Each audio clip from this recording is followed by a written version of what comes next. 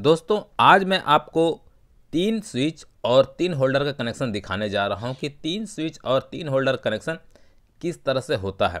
तो मैं क्या करता हूं, इसे पूरी तरह से पलट लेता हूं। पलटने के बाद मैं आपको दिखाता हूं कि इसमें कनेक्शन किस तरह से किया गया है।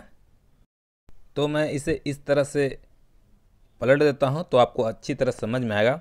अब देखिए यहाँ पर जो तीनों स्विच का तीनों जो नीचे वाला टर्मिनल है उसमें देखिए एक वायर जोड़ा गया है। यहाँ पर जो है ना वायर छीलकर यहाँ पर जोड़ दिया गया है।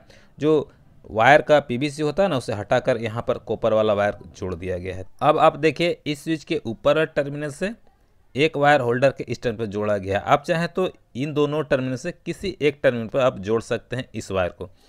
तो मैं क्या किया हूँ, देखिए यहाँ पर ही एक वायर जोड़ दिया हूँ। फिर इस स्विच के ऊपर टर्मिनल से देखिए मैंने होल्डर के इस टर्मिनल पर जोड़ दिया हूँ। अब देखिए इस स्विच के ऊपर टर्मिनल से मैंने यहाँ पर एक वायर जोड़ दिया। इस तरह से ये स्विच और होल्डर का जो है कनेक्शन हो जाता है। अब मैं आपको दिखाता हूँ। देखिए यहाँ से देखिए इस टर्मिनल से इस टर्मिनल पर एक वायर काला वाला जोड़ा गया है। फिर यहाँ से देखिए एक वायर यहाँ पर काला वाला जोड़ा गया है। तो इस तरह से ही आपको कनेक्शन करना है। अब इसमें फेज और न्यूट्रल कनेक्शन करना है, तो इसको आपको खास करके ध्यान रखना है कि फेज और न्यूट्रल कनेक्शन कहाँ पर करना है।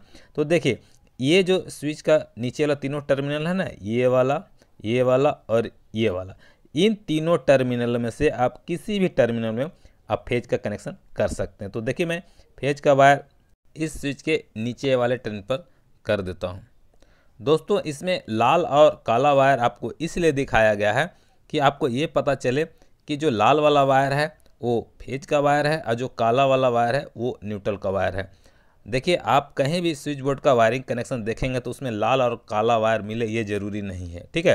अब देखिए न्यूट्रल कनेक्शन कहाँ करना है, तो यहाँ आप कर सकते हैं न्यूट्रल कनेक्शन, यहाँ पर कर सकते हैं न्यूट्रल कनेक्शन, या फिर आप यहाँ पर न्यूट्रल कनेक्शन कर सकते हैं। तो मैं क्या करता हूँ, देखिए ये जो पाला वाला होल्डर है इसके इस टर्मिनल पर ही मैं न्यूट्रल कनेक्शन कर देता हूँ। तो मैं इस वायर को खोल लेता हूँ और इसी वायर में न्यूट्रल का वायर यहाँ पर इस तरह से जोड़ देता हूँ और जोड़ने के बाद इसका कनेक्शन इसमें कर देता हूँ।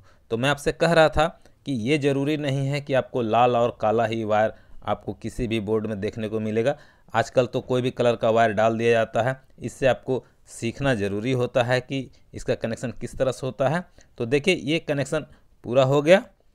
आप यहाँ पर 3 होल्डर का कनेक्शन देख रहे हैं, तो ये ज़रूरी नहीं है कि आपको 3 होल्डर का ही कनेक्शन यहाँ पर करना है। इसमें से 2 होल्डर हटा करके आप यहाँ पर ट्यूबलाइट कनेक्शन कर सकते हैं, या फिर एक होल्डर हटा करके वहाँ पर ट्यूबलाइट का कनेक्शन कर सकते हैं, या फिर तीनों होल्डर को हटा करके वहाँ पर किसी और चीज़ का कनेक्शन कर सकते हैं। ये आपकी मर्जी है।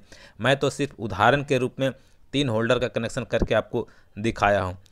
दोस्तों आप मुझे कमेंट करके ज़रूर बताइएगा कि ये जो 3 स्विच और 3 होल्डर का कनेक्शन मैंने आपको अभी बताए हैं, क्या ये आपको अच्छी तरह समझ में आया या नहीं। अगर आपको अच्छी तरह से समझ में आ चुका है तो आप कमेंट बॉक्स में यस लिख दीजिएगा। अगर आपको अच्छी तरह से समझ में नहीं आया तो कमेंट बॉक्स में नो ज़रूर लिख दीजिएगा। दोस्तों मुझे उम्मीद है कि आप कमेंट ज़रूर कीजिएगा